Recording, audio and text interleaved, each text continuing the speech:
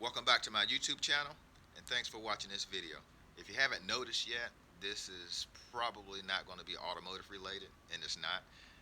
It's in my house. I had to get this table built the week of Thanksgiving, and I waited to the last minute.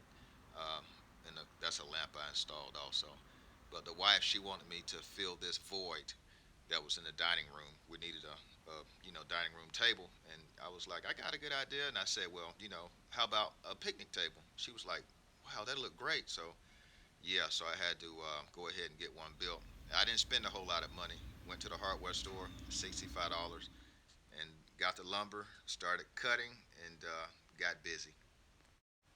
I'm demonstrating how I made the table frame. Find the center of your table leg. This is a table leg that I have standing vertical, and that's the center of it. So take your measurements and find the center. I didn't take any measurements and find the center. I just eyeballed it because I'm just demonstrating. This is kind of after I've built the table, just showing you how I did it. These are the screws that I used. You can use wood glue if you like between the two pieces, but these are just pieces that scrap pieces that I had left over. So I'm just demonstrating it how I did it because I didn't film it live because I didn't have anybody to hold my camera. My 9-year-old, she's holding the camera right now. So anyway, turn it around, do the other corner. You have 4 legs to do, so you would attach your other um, frame piece to your table leg in the same manner. Just drill yourself kind of like a little countersink for that screw to fit on so it won't split your board. And if you use these type screws that I'm using, you won't have to drill a pallet hole. You can just, do it like I'm doing it, put the screw in and drill it. And you'll do the same on the top. This is upside down. So if you turn that table right side up, then you would do the same thing on the top of the frame to the leg. This is a support block. What you would do is cut 45-degree angles on each end of it, and you could flatten out the table leg and then put this support block up against it. Run your screw, well, attach it to the frame first, to those sides, and then run your screw or lag screw to the table leg to and tighten it up, and it'll make it very sturdy. I didn't use any support blocks on my legs, and believe it or not, they're very sturdy. So I might add them in the future. I don't know.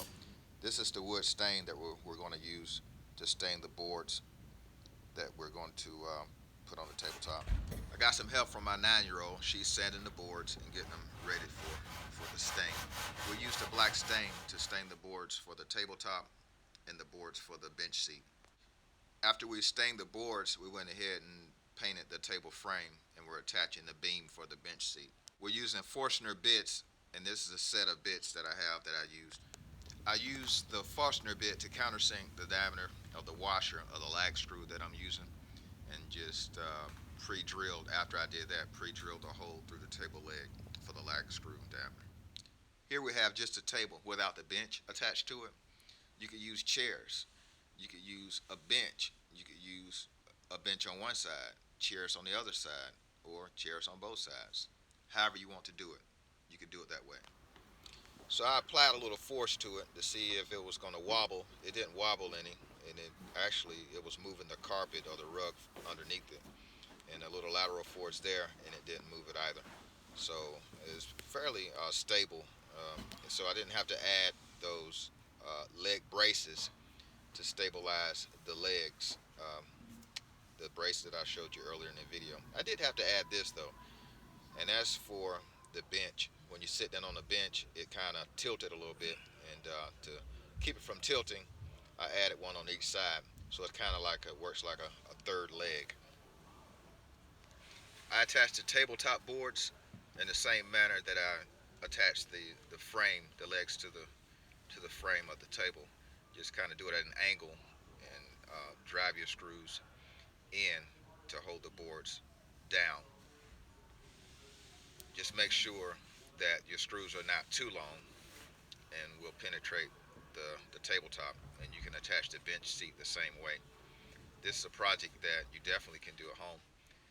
But if you're not comfortable using power tools, you might want to get a hand, you know, cutting the boards or whatever. But the assembly work, I'm sure almost anybody can do it. If you have any questions about the measurements or anything related to this video, just drop a comment and I'll get back to you. And like and subscribe. Thanks for watching this video.